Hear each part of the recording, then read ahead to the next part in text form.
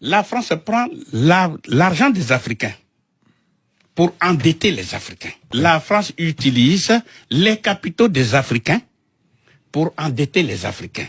Comment ils font? Comment on le fait? Prenons un exemple.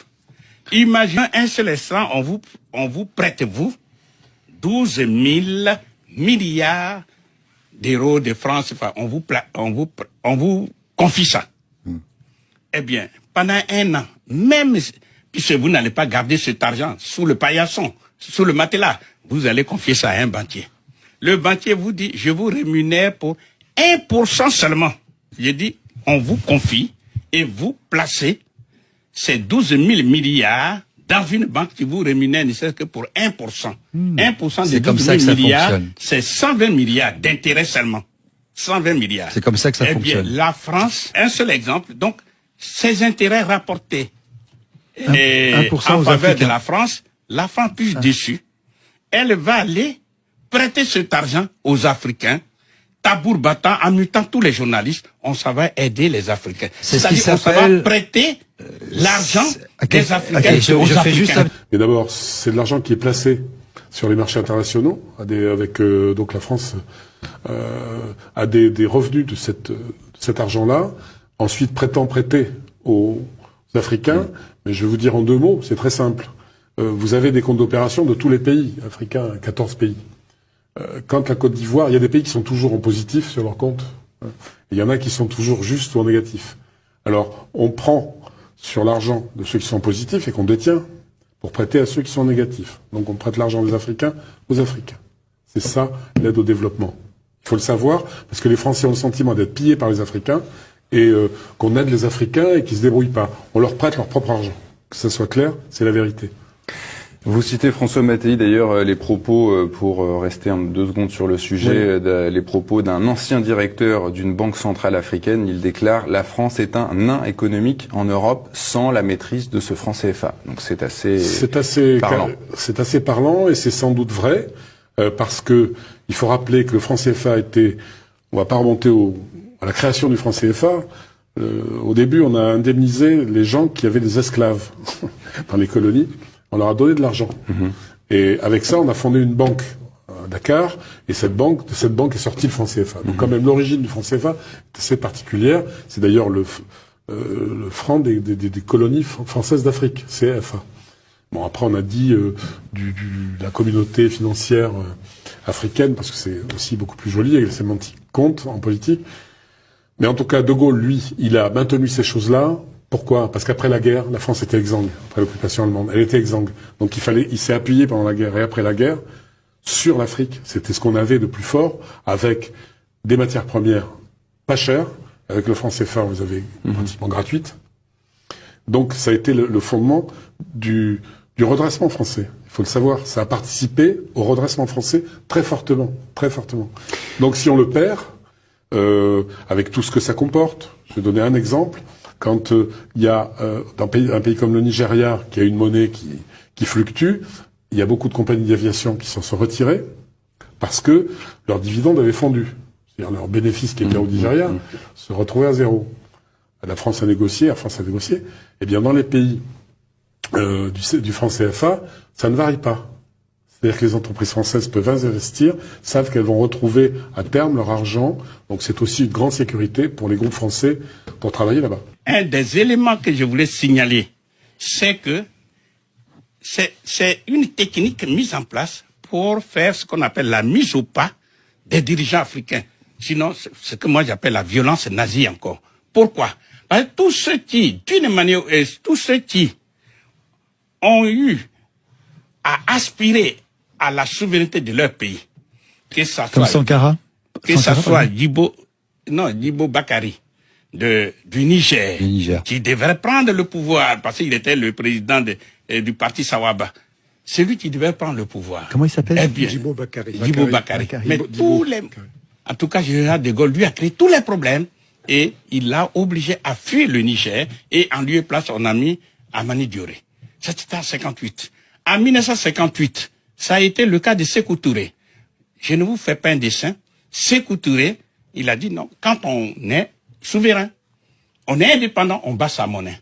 général de Gaulle, lui a créé tous les problèmes. On a même déversé sur la Guinée des faux francs français guinéens pour pouvoir... Des faux francs guinéens. Des faux francs guinéens. C'est-à-dire qu'ils ont semé la panique monétaire. Pour pouvoir désorganiser les barbouzes, quoi, ont fabriqué une panique monétaire. Hein. Puisque le temps nous est compté, on va aller très vite. En 62, il y a eu Modibo Keïta du Mali, qui a battu monnaie. Eh bien, toutes les tracasseries, tous les ennuis lui ont été créés, avec même la complicité de certains dirigeants africains sur lesquels s'appuyait la France, mais je ne vais pas les citer volontairement. Eh bien, à la fin des fins, Modibo Keïta a été arrêté, mis en prison, empoisonné et mort en prison. Ah ben oui. Ensuite, en 1963... Et le Mali est revenu dans le franc CFA. Voilà, et finalement, on a obligé le Mali à revenir dans la zone franc CFA parce que c'était le mauvais exemple à ne pas suivre. Combien de pays en pourcentage aujourd'hui sont dans la zone franc CFA sur le continent africain? Non, il y en a 15. Ce sont ces 15 dont nous parlons. 15. Ensuite, essentiellement en Afrique de l'Ouest. En Afrique, non, en Afrique de l'Ouest et en Afrique et en Afrique centrale. Vous retrouverez tous ces exemples dans ce livre hein, qui est passionnant. Hein. On les présentera à la fin. En 1963, il y a eu Sylvanus Olympio du Togo. Le 15 janvier 1963, il devait mettre sur la place publique la monnaie du Togo. Eh bien, 2 jours avant, c'est-à-dire le 13 janvier 1963, il a été assassiné. Parce que justement, il veut battre monnaie. Après, il y a eu, en 1975, il y a eu Ngueta Tombalbaye du Tchad. Eh bien, parce qu'il voulait battre monnaie, il a été bombardé par l'armée française, par les bombes françaises, et il est mort dans son palais. Ensuite, vous connaissez l'histoire de, comment on appelle, Kadhafi. Qui on la connaît très bien. Peu importe tout ce qu'on dit, mais nous sommes dans le domaine de la monnaie. Il voulait créer la monnaie africaine. C'est-à-dire la Banque centrale africaine avec la monnaie africaine. Par voie de conséquence, le franc CFA allait disparaître. Vous savez ce qui est arrivé. Et enfin, je prends le cas du président Laurent Gbagbo de Côte d'Ivoire. Rappelez-le, s'il vous plaît, ce qui s'est passé à Kadhafi. Parce qu'il y en a peut-être qui... Non, mais on le sait. Il a été assassiné. Le cas du président Laurent Gbagbo. Comme on voulait absolument que le président Gbagbo ait des problèmes, qu'est-ce qui s'est passé? Eh bien, tout simplement, on a fermé, lors de venue de Paris, on a fermé sans sommation, sans préavis, toutes les banques commerciales qui sont en Côte d'Ivoire. Alors, imaginez un seul instant. Vous êtes un chef d'entreprise. Vous voulez retirer l'argent. Vous ne pouvez pas, payer ni les salaires, ni les fournisseurs. En un mot, votre entreprise, vous faites faillite. Votre entreprise est bloquée. Vous êtes un ménage. Vous voulez retirer de l'argent pour nourrir la famille, payer les médicaments. Vous ne pouvez pas. C'est tout le système des encaisses qui est bloqué. Mais c'est la France. La France a le moyen de fermer les banques commerciales ivoiriennes. Bien sûr, c'est qui détient la monnaie. Si Nicolas me permet, j'ai vécu. Qui détient la monnaie. Et écoutez bien. Y compris les banques commerciales ivoiriennes. Oui, bien sûr, puisqu'il y a la solidarité aussi. Parce que c'est ça qu'il faut savoir. Parce que quand on dit la BCC, c'est bien, et la BNP, la Société Générale, c'est bien la Société Générale, et par commodité, et non, pas par solidarité, quand tout simplement, toutes les autres banques commerciales ont fermé. Alors, conséquence, monsieur le ministre, de cette fermeture des banques, l'État de Côte d'Ivoire prend le contrôle de ces banques. Alors, il met des mesures en place. Est-ce que ces mesures-là sont ponctuelles ou, quand vous dites naturalisation, ça veut dire quoi? Qu'est-ce qu'on fait? D'abord, on n'a jamais utilisé le terme naturalisation. Nationalisation. On a pris ni nationalisation. On a pris le contrôle de ces banques par une participation totale et complète dans le capital. Ça veut dire de quoi? Ces entreprises. En plus simple. Ça veut dire qu'en termes clairs, ce sont des sociétés d'État par transfert de propriété. Comme on dit à Bobo, c'est pour nous. Voilà, c'est pour l'État de Côte d'Ivoire, c'est pour ça va plus changer. C'est déjà décidé. D'accord. Ça ne bougera plus. D'accord. Cette décision est irréversible. Très bien. Et donc, je vais dire, dans un pays, vous savez, le président de la République n'a jamais voulu même, il n'a jamais pensé prendre une telle décision. Il y a été contraint. Mais monsieur le c'est-à-dire que on l'a amené à prendre cette décision. Ce n'est pas une si mauvaise chose, hein, monsieur. Évidemment, ce n'est pas une mauvaise Mais chose. voilà. Les deux banques, c'est-à-dire quand vous prenez la BCC et la SGBCI, ça concentre pratiquement 28%, 30% des déposants en Côte d'Ivoire. Donc c'est la plus grosse partie. Qui peut le plus en quelque temps, peut le moins en, je dis, 10 fois moins de temps. C'est pour ça que nous avons décidé d'attaquer les plus gros. C'est une question de stratégie et de tactique. Et lorsque nous aurons lancé aujourd'hui, depuis un certain temps, la BCC, je crois depuis hier, la BCC est ouverte au public. Et bien d'ici la fin de la semaine prochaine, avant le 15, eh bien la SGBCI, siège central, cela s'entend, sera ouvert au public. Mais entre-temps, nous sommes en train de préparer des décisions pour les autres banques. Et nous discutons naturellement avec les Ivoiriens qui travaillent dans ces banques pour voir concrètement quelles sont les dispositions. Nous avons des réponses. Très bien. Dans peu de temps, eh bien, les Ivoiriens découvriront ces réponses-là. Que les Ivoiriens ne s'inquiètent pas. Qui peut le plus, peut le moins. Ce qu'on a fait pour la BCC et pour la SGBCI, si c'est ça la solution, eh bien, nous ne manquerons pas de prendre la bonne décision pour les Ivoiriens. Parce que ce qui nous intéresse aujourd'hui, c'est avant tout l'intérêt supérieur du peuple souverain de Côte d'Ivoire. C'est ça qui nous intéresse. Le reste, ça ne nous intéresse pas. Et je me demande aujourd'hui, si par extraordinaire la France revenait à revoir sa position, est-ce que l'État ivoirien peut décider de lui rétrocéder ces banques-là? Qu'est-ce qui va se passer? Vous savez, pour le moment, on a pris une décision, je dis ferme et irrévocable, parce que relevant de la souveraineté de l'État de Côte d'Ivoire. Eh bien, les discussions qui peuvent s'engager, eh bien, ça sera peut-être d'autres discussions. Mais le préjudice que le peuple de Côte d'Ivoire a subi, il y avait des Ivoiriens qui avaient des parents à l'hôpital, qui ne pouvaient plus prendre de l'argent. Il y avait des Ivoiriens qui avaient tout leur argent dans ces banques, qui n'avaient même pas 5 francs sur eux, qui ne peuvent même pas payer leur loyer. Mais tout ce préjudice-là que les Ivoiriens ont subi, vous croyez qu'on est prêt à retourner dans le passé pour que dans quelques années les Ivoiriens vivent ce même sort? Eh bien, nous sommes déterminés. Très bien. Et face à cette détermination, eh bien, le peuple de Côte d'Ivoire vaincra. Très bien.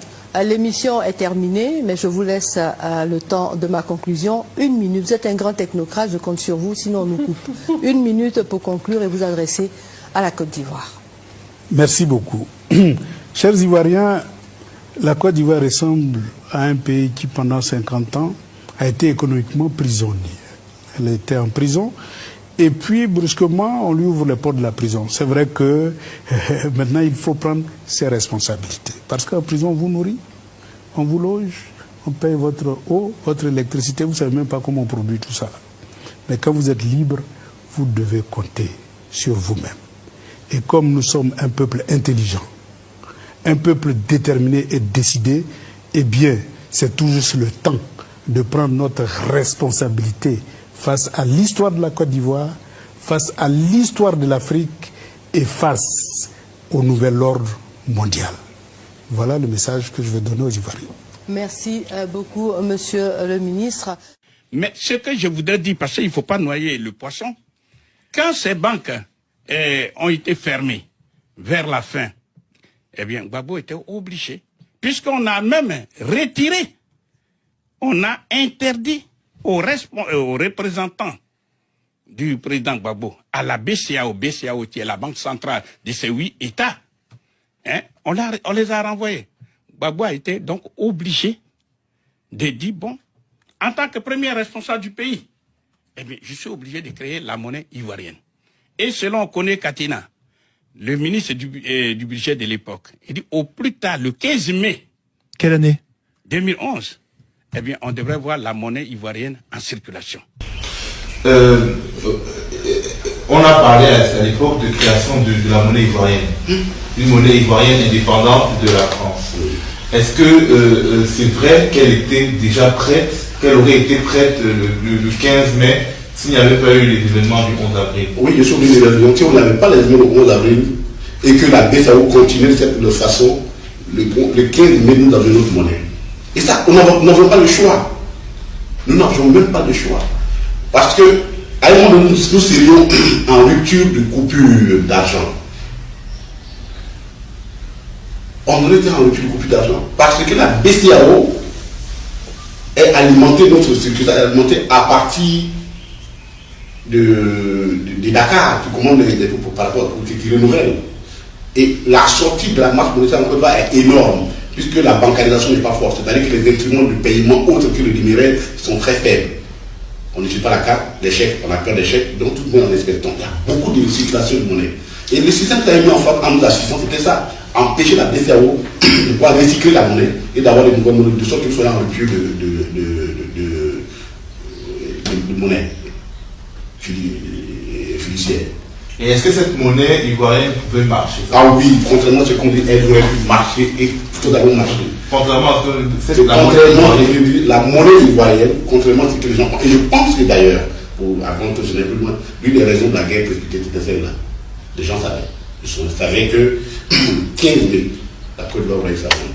Et alors, ça aurait inclus toute la sous-région. Pourquoi? C'est très simple. Le camp de Burkina vient au port d'Abidjan pour dire je vais faire des opérations. L'opérateur économique burkinabé. Il est obligé d'utiliser la monnaie ivoirienne. Quand le Malien, le Nigérien vient vendre ses bœufs en Côte d'Ivoire, il est obligé d'utiliser la monnaie ivoirienne.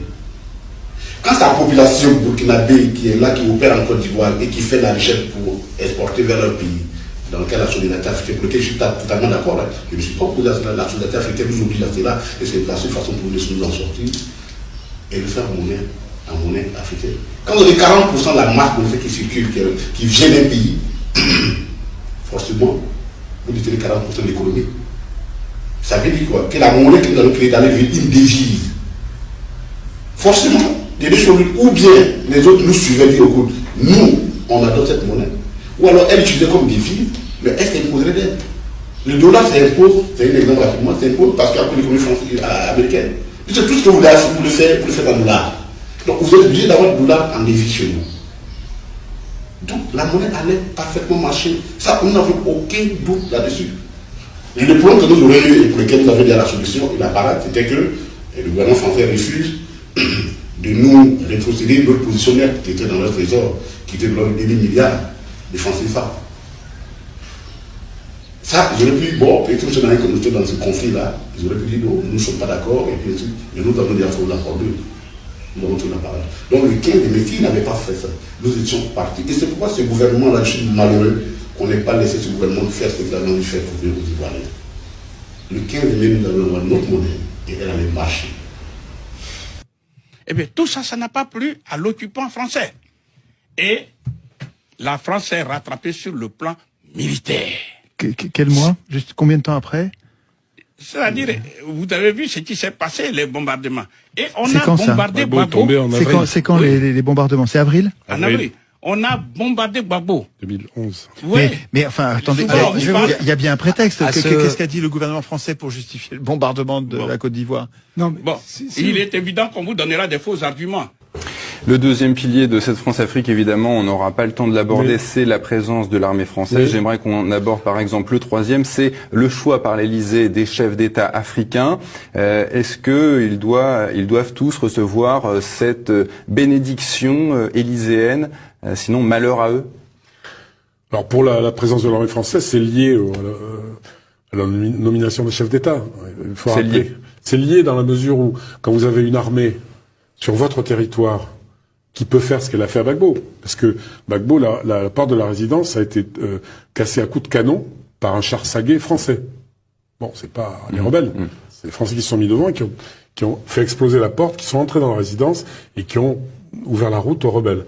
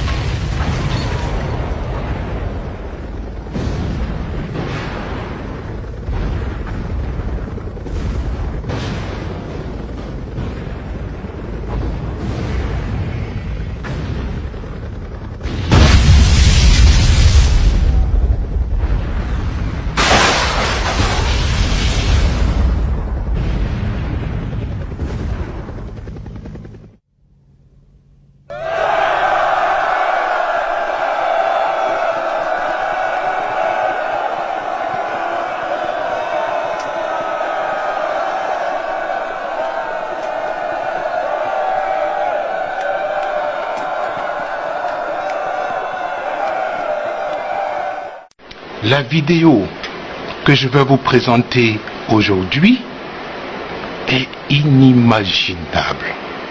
On ne peut même pas penser un moment qu'un président français, Nicolas Sarkozy, peut décider de sa maison de l'Élysée de bombarder la résidence du président Laurent Gbagbo. Les chambres bombardées, la cuisine bombardée, le gazon bombardé, les familles bombardées, la femme, les enfants, les petits-enfants bombardés. C'est inimaginable. Et nous voyons cela avec beaucoup de souffrance. Mais nous résistons. Nous résistons parce que notre question, ce n'est pas Laurent Gbagbo. Notre question, c'est le symbole que cet homme représente pour notre pays. Le seul pays que nous avons au monde. Et tous, nous ne pouvons pas accepter cela. Et nous avons résisté, nous continuons de résister. La vidéo va vous présenter donc les maisons qui ont été bombardées. Elle vous présentera également les chars qui ont été bombardés. Et à ce moment, vous allez vous rendre compte des dégâts humains très importants qui n'ont pas encore été évalués. Parce qu'une résidence présidentielle, c'est des centaines de familles civiles qui y vivent, qui y travaillent. Chers amis, nous résistons. À bientôt. Voici la résidence du président Laurent Gbagbo. Elle a été bombardée. Vous voyez les impacts.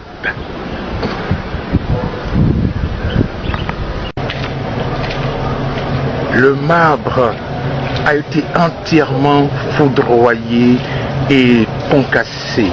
Les véhicules saccagés et brûlés. Voici la signature de la force Licorne, ici à la résidence du chef de l'État. Nous sommes ici à la cuisine. Elle aussi n'a pas échappé à la violence meurtrière des hommes de Sarkozy. L'armée française a utilisé également des bombes incendiaires. Même le gazon n'a pas échappé à la furia des hommes de Sarkozy. Ce char a été bombardé par la force Licorne.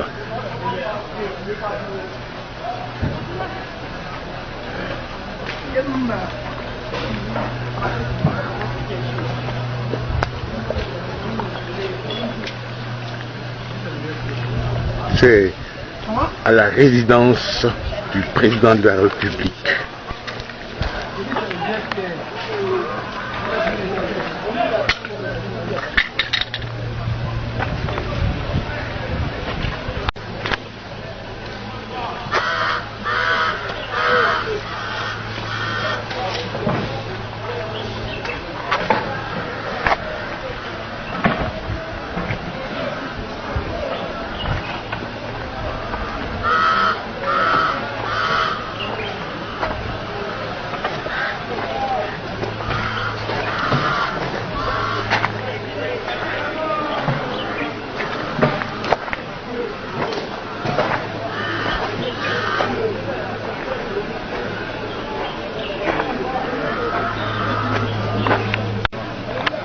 Je suis ici à la résidence du président de la République, son Excellence Laurent Gbagbo.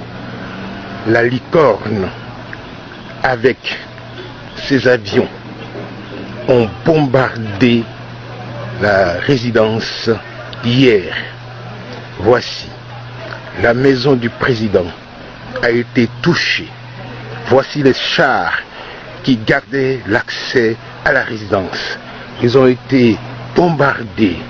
La France de Sarkozy est toujours dans la logique de la violence et de la mort.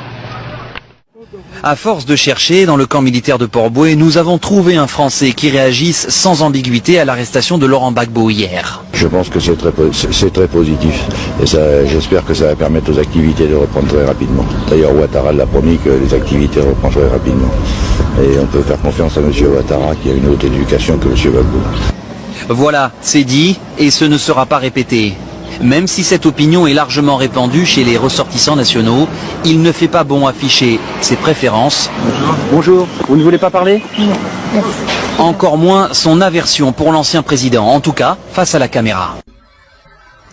Je voudrais vous dire tout le plaisir que j'ai à être ici, à Kinshasa, et à rendre visite au nouveau président Tshisekedi, parce que je l'ai rencontré il y a peu de temps avec le président Macron à Nairobi, et il avait souhaité que je lui rende visite, et le président Macron a souhaité que je vienne rapidement, ce qui est le cas, et c'est un échange très approfondi que nous avons pu avoir tout à l'heure. J'observe que c'est la première visite d'un ministre des Affaires étrangères français en République démocratique du Congo depuis 7 ans. Et donc, il nous importe de retrouver un bon rythme de partenariat. Et si je devais caractériser la tenue de ces entretiens, c'est le fait que nous voulons ensemble ouvrir un partenariat nouveau entre la République démocratique du Congo et la France. Partenariat nouveau qui s'appuie sur la feuille de route qui vient de vous être lue, qui sera enrichi d'ailleurs d'inflexion dans le domaine de l'agriculture et de l'énergie à la suite des entretiens que nous venons d'avoir. L'ensemble, c'est un programme de 300 millions d'euros sur la durée du mandat du président Tshisekedi.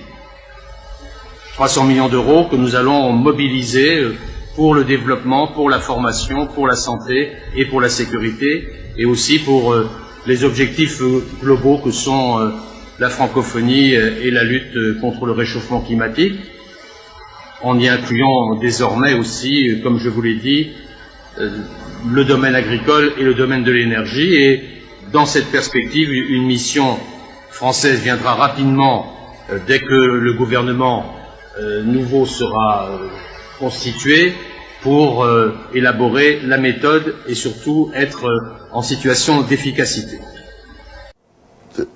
Il me semble souvent que les Africains ont peur d'être indépendants. Ils ont peur d'être indépendants.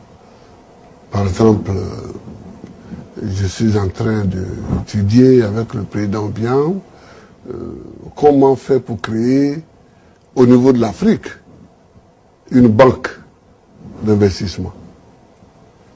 Les Africains ont les moyens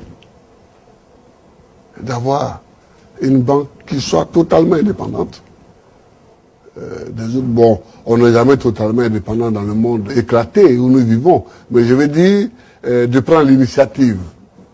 De prendre l'initiative. Au lieu d'être tout le temps dans une politique de mendicité, nous pouvons prendre des initiatives nous-mêmes.